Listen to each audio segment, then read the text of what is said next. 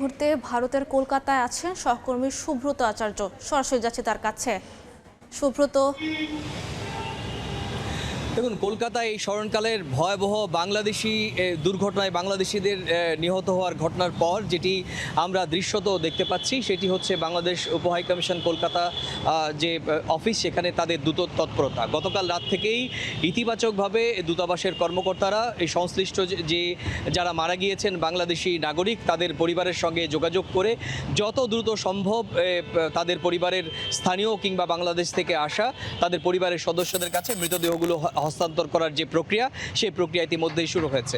কিছুক্ষণ আগে আমি নিজে কথা বলেছিলাম, আপনি জানেন যে এই পরবর্তী 5 জন কুষ্টিয়ার এক পরিবারের 4 জন ছাড়াও সাভারের এক পরিবার এবং অবশ্যই সাতক্ষীরার 2 জন রয়েছেন, একজনের বাড়ি কালীগঞ্জ এবং একজনের বাড়ি তেঁতুলিয়া। কালীগঞ্জে যার বাড়ি সেই রেবতী সরকার, তার ছেলের সঙ্গে আমার কিছুক্ষণ আগে কথা হয়। মাকে চিকিৎসা করানোর জন্য রেখে উত্তরাখণ্ডে বেড়াতে গিয়েছিলেন অনিক সরকার।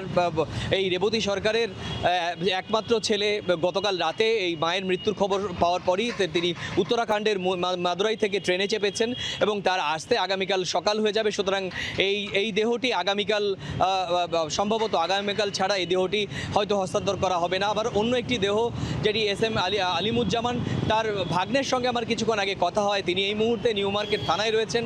সেই থানা থেকে কাগজপত্র সংগ্রহ করার পর তিনি কলকাতা মেডিকেল কলেজে মর্গে যাবেন। সেখান থেকে মর্গ থেকে কাগজপত্র নিয়ে দূতাবাসে যাবেন। দূতাবাসের NOC পাওয়ার পরই এই মৃতদেহ হস্তান্তর করা হবে।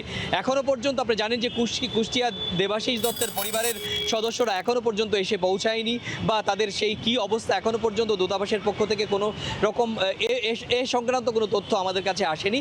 তো সব মিলিয়ে যেটি দেখা যাচ্ছে, গতকাল কলকাতায় ঘটে যাওয়া এই স্মরণকালের দুর্ঘটনা, যে দুর্ঘটনায় বাংলাদেশিদের এত সংখ্যক বাংলাদেশিদের মৃত্যুর ঘটনা ঘটলো, তারপর দূতাবাসের পক্ষ থেকে দ্রুততার সঙ্গে এই বাংলাদেশি নাগরিকদের মৃতদেহ হস্তান্তরের যে প্রক্রিয়া সেটি কিন্তু শুরু হয়ে গিয়েছে। তো এই ছিল আমার কাছে ভারতের পশ্চিম